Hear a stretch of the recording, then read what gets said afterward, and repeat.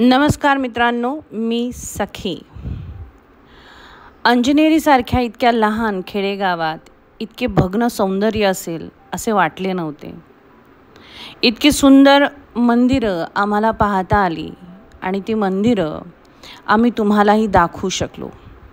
भग्न आहेत परंतु अतिशय सुंदर आहे. म्हणून एका ब्लॉगमध्ये सगळी मंदिरं टाकता येणार नव्हती. त्यासाठी आपण हा नवीन एक व्लॉग तयार केला आहे. कारण इथलं निसर्ग सौंदर्य आणि ही मंदिरं पाहण्यासारखी जागा आहे.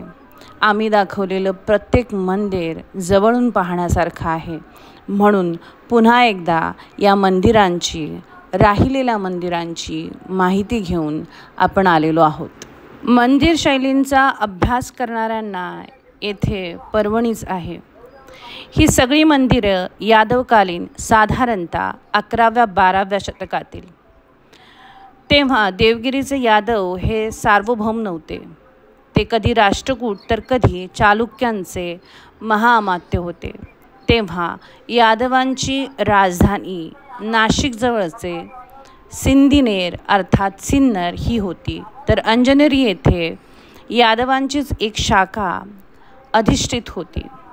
सेऊणचंद्र राजा, जो यादवांचा एक महासामंत असावा, हा मुख्य यादवांपैकी नाही. कारण हेमाद्रीचे राजप्रशस्तीत किंवा यादवांच्या इतर लेखातही याचा उल्लेख आढळत नाही. ह्या सेऊणचंद्राचा एक शिलालेख मात्र इकडे आढळतो. यादवांची इकडील शाखा जैन धर्माचे पालन करत असावी किंवा ह्याच घरातील एक महाल जैन घराण्यातील असावा. त्यामुळे येथे जैन मंदिरांची संख्या जास्त आहे. येथे नागर, फांसना आणि भूमिज अशा विभिन्न शैलीची मंदिरं आपल्याला पाहायला मिळतात. नागर शैलीत बांधले गेलेले हे लहानसे मंदिर, याला सभामंडप नसून मुखमंडप आहे, जो 2 नक्षीदार स्तंभांवरती तोललेला आहे. प्रवेशद्वारावरील नकसदार चौकट आहे. हे मंदिर जैन मंदिर आहे. आतमध्ये आपल्याला जैन भगवंताची मूर्ती पाहायला मिळते. बाकी स्तंभावरील आणि मंदिराच्या अवतीभोवती असलेलं कोरीव काम अतिशय सुंदर, विलक्षण, विलोभनीय आहे.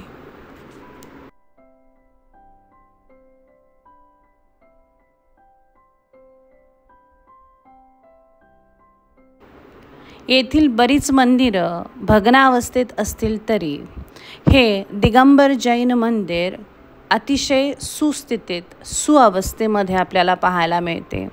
या मंदिराच्या आतमधील नक्षीकाम, हे मंदिर, या मंदिराच्या भिंतीवर असलेलं कोरीव काम, एकूणच बाहेरील सभामंडप किंवा बाहेरील काही खांब जे आहे त्यांच्यामध्ये झालेला ऱ्हास किंवा त्यांच्यामध्ये झालेली तुटफूट ती जर सोडली तर आतून हे मंदिर बऱ्यापैकी सुस्थितीत आपल्याला पाहायला मिळते आणि अतिशय सुंदर हे मंदिर आहे.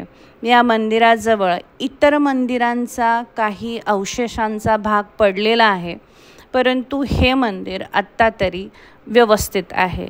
जीर्णोद्धारानंतर कदाचित हे मंदिरसुद्धा अतिशय सुंदर आणि बघण्यासारखं होईल.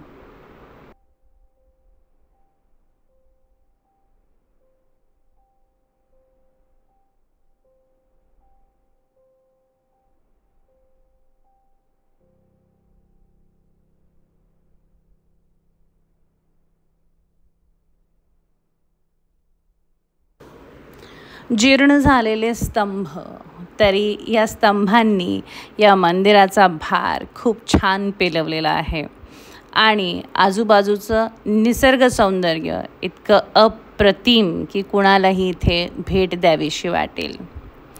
आपण इथे पाहत आहोत की इतक्या सुंदर निसर्ग सौंदर्य वातावरणात आणि या मंदिरांचं सौंदर्य बघून इथे काही वधूवर जे आहेत ते त्यांच्या फोटोशूटसाठी आलेले होते.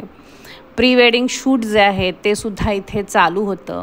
ते पाहूनही मनाला जरा बरं वाटलं की इथे लोकांची वर्दळ जी आहे ती भरपूर प्रमाणामध्ये आहे. असेच बरेच लोक जे आहेत ते फोटोशूटसाठी या मंदिरांजवळ आपल्याला पाहायला मिळाले. अजून एक प्रचंड भग्नावस्थेतील मंदिर. मंदिराची शैली किंवा मंदिर कोणत्या देवतेचे आहे हे मंदिर शैलीचा अभ्यास करणारे लोक जास्त चांगलं सांगू शकतील. परंतु या मंदिराचं सौंदर्य, याचं कोरीव काम पाहताना अंगाला शहारा आला. इतकं सुंदर हे मंदिर आहे, परंतु भग्नावस्थेत. सध्या या मंदिराची अवस्था अतिशय वाईट किंवा बिकट आपण म्हणू शकतो. परंतु दिसताना ते इतकं सुंदर होतं की त्याला शूट करण्याचा किंवा ते बघण्याचा मोह आम्हाला आवरला नाही. खरं तर हा आपल्या ऐतिहासिक म्हणा किंवा आपल्या पूर्वजांनी ठेवलेला ठेवा असंही आपण म्हणू शकतो. आज याची दुरावस्था आहे. काही कालांतराने याचं जीर्णोद्धाराचं काम झाल्यानंतर कदाचित ह्याच सगळ्या गोष्टी अतिशय सुंदर नव्याने उभ्या राहतील.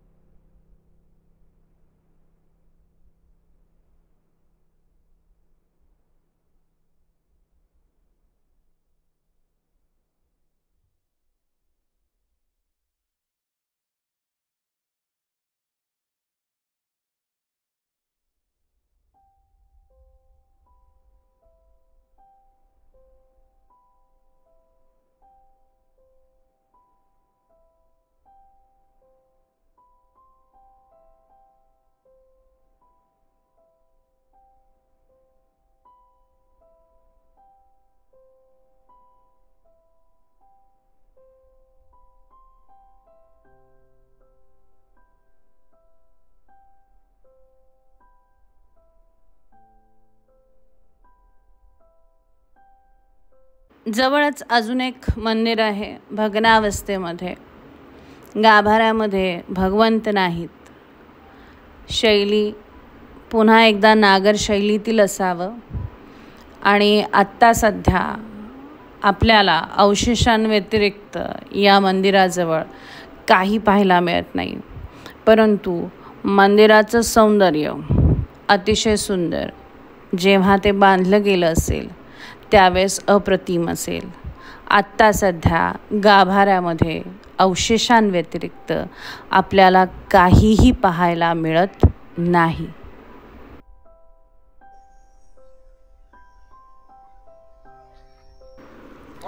बाराव्या किंवा 13व्या शतकामधील असलेली ही सगळी मंदिरं पाहून आनंदच झाला. पडझड होणं साहजिक आहे, परंतु आजही आपल्याला ही मंदिरं जपता येतील. इतकं सौंदर्य किंवा इतकी सुबत्ता त्यावेळेस या नाशिकमध्ये या अंजनेरी गावामध्ये होती. हे अंजनेरी गाव व्यापारी पेठ होतं आणि तितकंच सुंदर होतं. त्या गावामध्ये त्या काळी एवढी मंदिरं निश्चितच सौंदर्य वाढवत असतील. आजही त्या सौंदर्यामध्ये कुठल्याही प्रकारची कमतरता झालेली नाही आहे. साहजिक आहे, इतक्या कालावधीनंतर आपल्याला ही मंदिरं याच अवस्थेत भेटतील. कदाचित काही काळाचा किंवा आपण म्हणूया संपूर्ण होणारी झीज जी आहे ती वातावरणामुळे सुद्धा होते. त्यामुळे ऊन, वारा, पाऊस यामुळे सुद्धा या मंदिरांची पडझड किंवा झीज जी आहे ती झालेली असू शकते. एवढं असून सुद्धा ही मंदिरं दिमाखाने आजही उभी आहेत. तुम्हाला नाही वाटत या मंदिरांना एकदा तरी भेट द्या? मन प्रसन्न करणारी जागा आहे. अतिशय अप्रतिम सौंदर्य तुमच्या डोळ्यांना पाहायला मिळणार आहे.